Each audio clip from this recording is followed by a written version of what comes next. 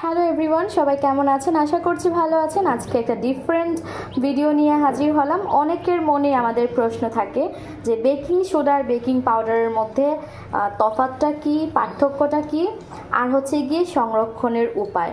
তো আজকে এই রিলেটেড একটা ভিডিও দিচ্ছি। এখানে আমি নিয়েছি হচ্ছে গিয়ে একটা বেকিং পাউডারের বক্স আর হচ্ছে গিয়ে একটা বেকিং সোডার বক্স। তো গায়ে হচ্ছে গিয়ে ওদের লেখা থাকে দামটা।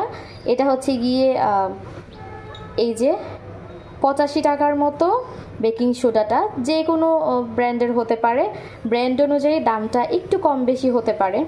আর এটা হচ্ছে গিয়ে 80 টাকা বেকিং পাউডারটা, বেশ কিন্তু বড় আছে কৌটাটা। তো আরও ছোটোটা নিলে আরও একটু দাম কম পড়বে। এবার আসছি হচ্ছে গিয়ে বেকিং পাউডার আর বেকিং সোডার মধ্যে পার্থক্যটা।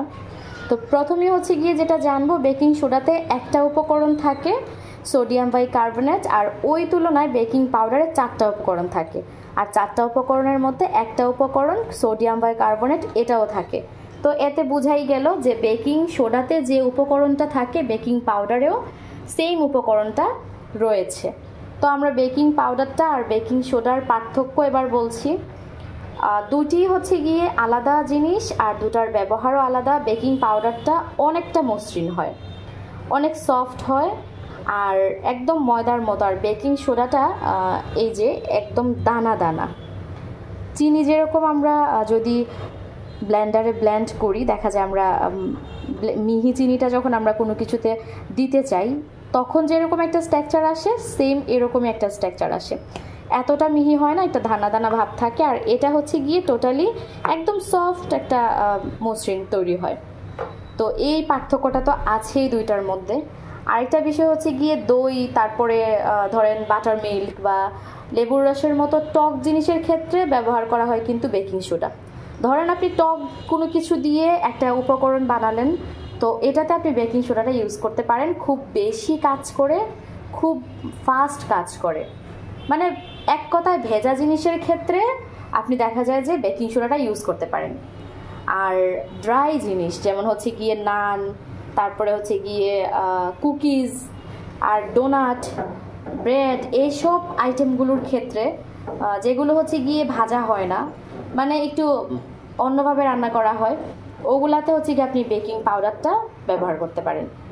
আর খাবার ছাড়াও বেকিং সোডা ইউজ করা যায়, যেটা হয়তো অনেকেই আমরা জানি। যেমন হচ্ছে গিয়ে জামা কাপড় ময়লা হলে তা পরিষ্কার করতে পারি। তারপরে রান্নার সময় দেখা যায় যে পুড়ে গেলে পোড়া দাগ তুলতেও এটা ইউজ করতে পারি, যেটা আমি খুবই করে থাকি, এটা খুবই হেল্পফুল। আর হচ্ছে গিয়ে ধরেন মেজে, তারপরে হচ্ছে টাইলস কিন্তু দেখা যায় একটু যদি ময়লা হয়ে যায় তাহলে খুবই বাজে লাগে দেখতে। তো টাইলস আমরা যদি পরিষ্কার করি তাহলে ওই সময়ও কিন্তু বেকিং সোডাটা ইউজ করা যায়। তো দেখেন, খাবারের ক্ষেত্রে যেরকম সেরকম হচ্ছে গিয়ে অন্যান্য ক্ষেত্রেও ইউজ করা যায়। এই হচ্ছে তফাৎ।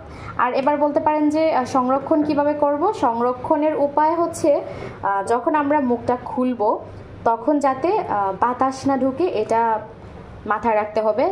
যদি বাতাস ঢুকে যায় তাহলে কিন্তু নষ্ট হয়ে যায়। আর কিভাবে বুঝবেন যে নষ্ট হয়ে গেছে?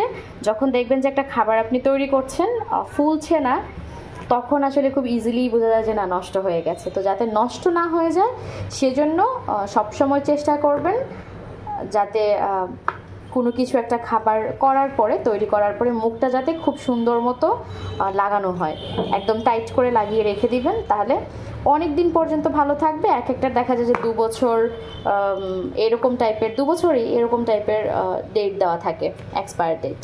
তো আজকে এই পর্যন্তই, যা যা বলার বলে দিলাম। আশা করছি সমস্ত প্রশ্নের উত্তর পেয়ে গেছেন। তো যে যেখান থেকে দেখছেন অসংখ্য ধন্যবাদ। ভালো লাগলে লাইক, কমেন্ট এবং সাবস্ক্রাইব করতে একদমই ভুলবেন না।